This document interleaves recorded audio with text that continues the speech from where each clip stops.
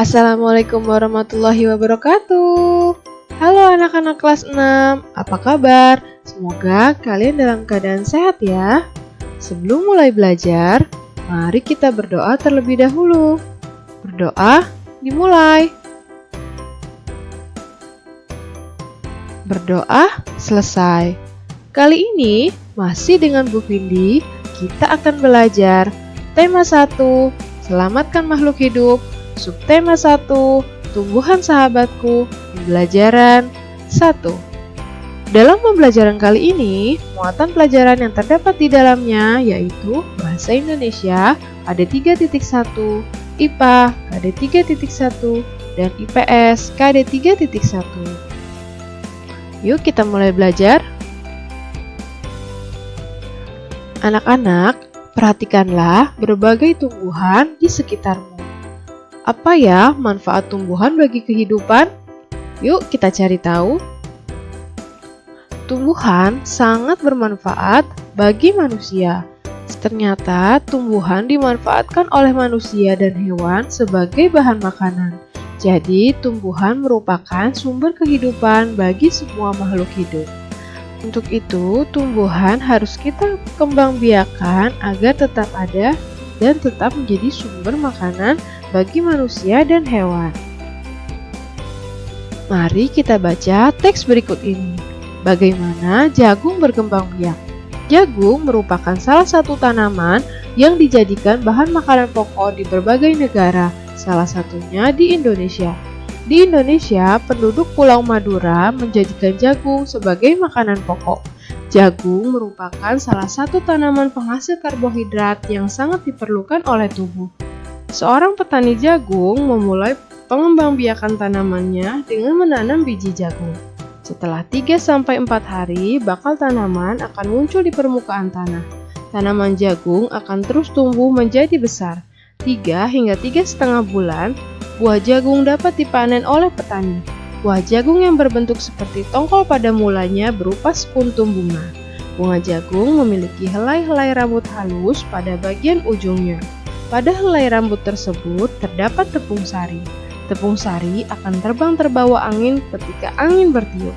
Tepung sari yang terbawa angin sebagian akan jatuh di kepala putik yang terletak di bagian bawah bunga pada pohon jagung yang lain. Ketika itulah terjadi pembuahan. Setelah terjadi pembuahan, bunga jagung tersebut terus berkembang hingga menjadi buah jagung. Perkembangan itulah yang dapat diamati dari waktu ke waktu. Buah jagung akan siap dipanen ketika rambut jagung sudah berwarna kecoklatan dan bagian tongkolnya sudah mengering. Apabila buah jagung tersebut dikupas, akan memperlihatkan biji jagung yang kekuningan. Bagian yang dimakan oleh manusia adalah biji jagung. Supaya jagung selalu tersedia sebagai bahan makanan manusia, maka petani jagung harus menanam kembali sebagian biji jagung dari hasil panen. Biji jagung yang tua dapat ditanam kembali. Dari sinilah akan dimulai lagi perkembangbiakan jagung. Setelah kita membaca teks, terdapat 5 paragraf pada teks tersebut. Setiap paragraf memiliki ide pokok yang berbeda. Tahukah kalian apa itu ide pokok? Ide pokok paragraf adalah topik inti pembahasan dari suatu paragraf yang terdapat dalam kalimat utama. Sering juga disebut sebagai gagasan pokok atau gagasan utama. Ide pokok terdapat dalam kalimat utama. Maka dari itu, untuk menentukan ide pokok, kalian harus menemukan dahulu kalimat utama dalam setiap paragraf. Coba kalian perhatikan paragraf pertama pada teks tersebut. Temukanlah kalimat utama dari paragraf ini. Kalimat utama paragraf pertama terdapat pada kalimat pertama di awal paragraf, yaitu jagung merupakan salah satu tanaman yang dijadikan bahan makanan pokok di berbagai negara, salah satunya Indonesia. Setelah kalian menemukan kalimat utama, kalian bisa menentukan ide pokok pada paragraf pertama. Kalimat utama yang berada di awal paragraf disebut dengan paragraf deduktif. Sedangkan kalimat utama yang berada di akhir paragraf disebut dengan paragraf induktif. Tugas kalian, bacalah kembali teks yang berjudul Bagaimana Jagung Berkembang Biak, tentukan kalimat utama setiap paragrafnya, dan temukan ide pokok pada setiap paragraf. Dan tulislah ide pokok tersebut pada diagram berikut ini. Tulislah jawabannya pada buku latihan tematik kalian dan jangan lupa kirimkan jawabannya kepada guru kalian. Salah satu contoh tumbuhan yang berkembang biak dengan bunga adalah tumbuhan jagung. Tepung sari pada bunga jagung akan terbang terbawa angin ketika angin bertiup. Tepung sari yang terbawa angin sebagian akan jatuh di kepala putik yang terletak di bagian bawah bunga pada pohon jagung yang lain. Ketika itulah terjadi pembuahan. Perkembangbiakan inilah yang dinamakan perkembangbiakan generatif. Coba kalian amati bagian-bagian bunga berikut ini.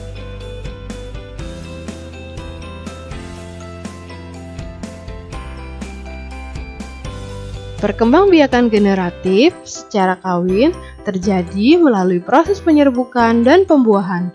Perkembangbiakan generatif pada tumbuhan diawali dengan penyerbukan, yaitu melekatnya atau jatuhnya serbuk sari ke kepala putik. Setelah terjadi penyerbukan, pada serbuk sari tumbuh bulu serbuk sari yang menuju ke ruang bakal biji. Kemudian serbuk sari akan masuk ke ruang bakal biji melalui bulu serbuk sari. Di dalam bakal biji terjadi pembuahan, yaitu peleburan serbuk sari, sel jantan atau spermatozoid dengan kepala putik, sel kelamin betina atau sel telur. Hasil dari pembuahan adalah zigot. Zigot berkembang menjadi lembaga. Lembaga berkembang menjadi bakal biji. Bakal biji berkembang menjadi biji dan bakal buah. Kemudian bakal buah berkembang menjadi daging buah. Lembaga yang berada di dalam biji merupakan calon tumbuhan baru. Tumbuhan yang berkembang biak secara generatif antara lain padi, mangga, durian, jambu, dan masih banyak lainnya. Terdapat beberapa jenis penyerbukan. Yang pertama, penyerbukan sendiri, yaitu jika serbuk sari jatuh di kepala putik pada bunga itu sendiri. Yang kedua, penyerbukan tetangga.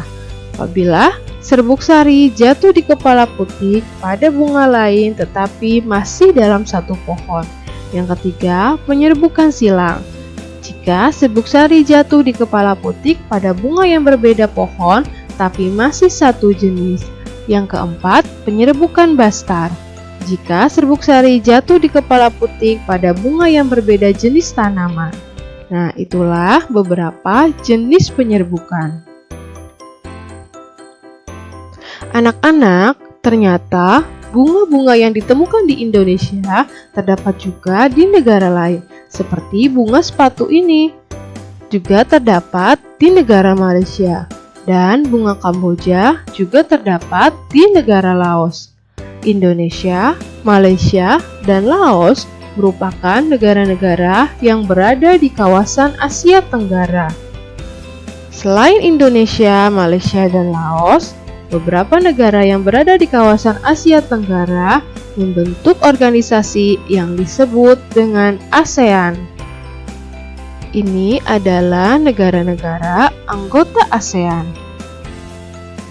ASEAN adalah sebuah organisasi internasional yang beranggotakan negara-negara di kawasan Asia Tenggara, berdiri pada tahun 1967 berdasarkan Deklarasi Bangkok.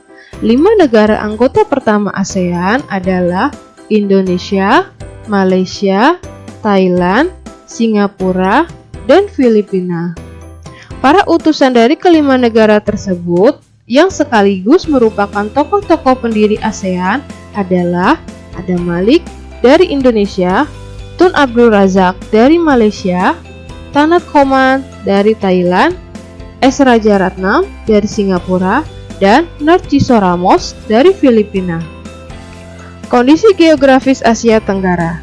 Letak geografis Asia Tenggara berada di antara 3 perairan, yaitu Samudra Hindia dan Teluk Benggala di bagian barat, Laut Cina Selatan di utara, dan Samudra Pasifik di timur.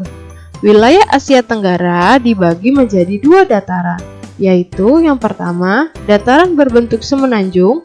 Wilayah yang berbentuk semenanjung adalah Myanmar, Thailand, Laos, Kamboja, Vietnam, dan wilayah Malaysia bagian barat. Yang kedua, daratan berbentuk gugusan kepulauan.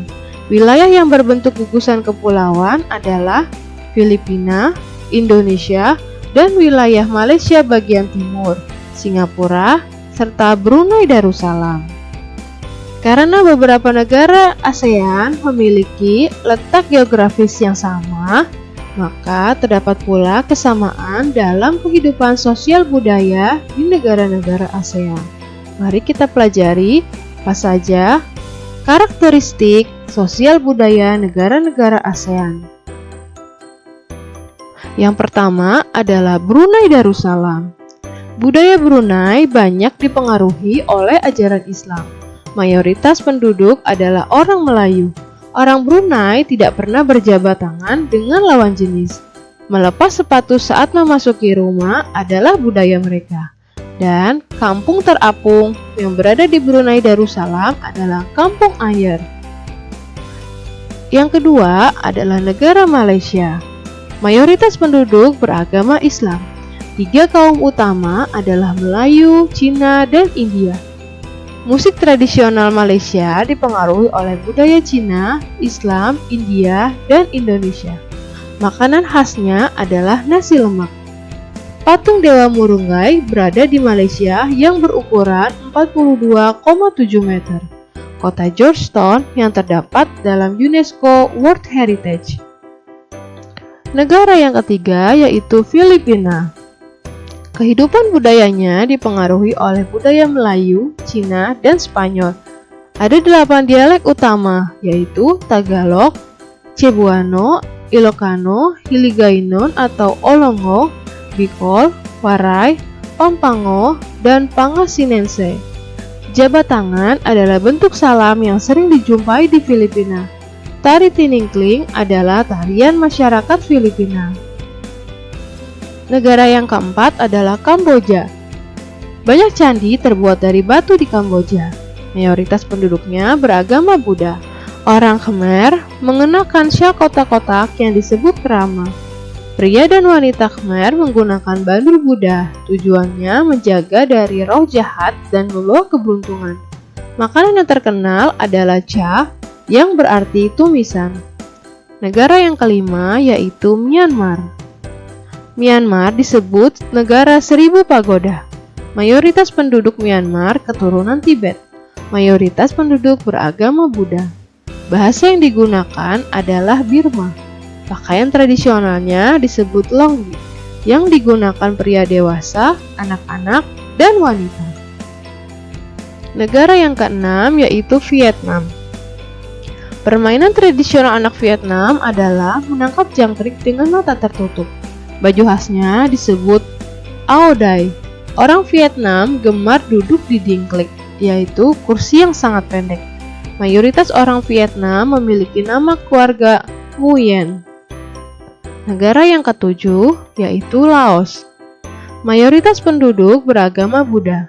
Orang Laos terkenal dengan kesabaran dan kesederhanaan.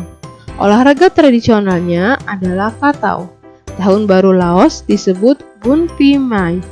Makanan utama bangsa Laos adalah nasi atau beras ketan. Orang Laos menyebut dirinya Luk Khao Niao, yang artinya anak keturunan ketan. Negara selanjutnya yaitu Singapura. Lambang negara Singapura yaitu Merlion, patung berkepala singa dan berbadan ikan. Penduduk Singapura berasal dari Cina, Melayu, India, dan Eropa. Kaum Baba adalah sebutan untuk keturunan Cina Melayu di Singapura. Bahasa resmi Singapura yaitu Melayu, Mandarin, Inggris, dan Tamil. Negara yang kesembilan adalah Indonesia. Mayoritas penduduk Indonesia beragama Islam, memiliki lebih dari 300 etnis suku bangsa. Bahasa resminya adalah bahasa Indonesia. Indonesia memiliki tradisi minum teh yang diseduh di poci dan dinamakan teh poci. Indonesia terkenal dengan keramahan dan toleransi. Negara yang terakhir yaitu Thailand. Satu-satunya negara ASEAN yang tidak pernah dijajah oleh bangsa Eropa. Cerita nasionalnya adalah Ramakien. Bagian tubuh yang paling dihormati adalah bagian kepala. Memiliki tradisi minum teh yang disajikan dengan susu dan rempah-rempah yang dinamakan Thai Iced Tea dan disajikan dingin. Itulah kehidupan sosial budaya negara-negara anggota ASEAN. Kalian bisa mencari tahu lebih banyak lagi melalui majalah, internet, ataupun media cetak dan elektronik lainnya.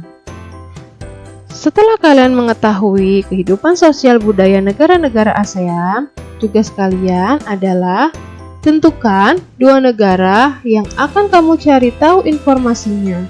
Tulislah masing-masing karakteristiknya pada lingkaran berikut ini sesuai dengan negaranya. Di tengah lingkaran, kamu dapat menuliskan persamaan karakteristik yang dimiliki oleh kedua negara. Tulislah jawaban kalian pada buku latihan tematik kalian. Jangan lupa kirimkan jawabannya kepada guru kalian. Baiklah anak-anak, demikianlah pembelajaran kita hari ini. Semoga dapat kalian pahami dengan baik dan semoga bermanfaat. Ibu ucapkan terima kasih dan Assalamualaikum warahmatullahi wabarakatuh.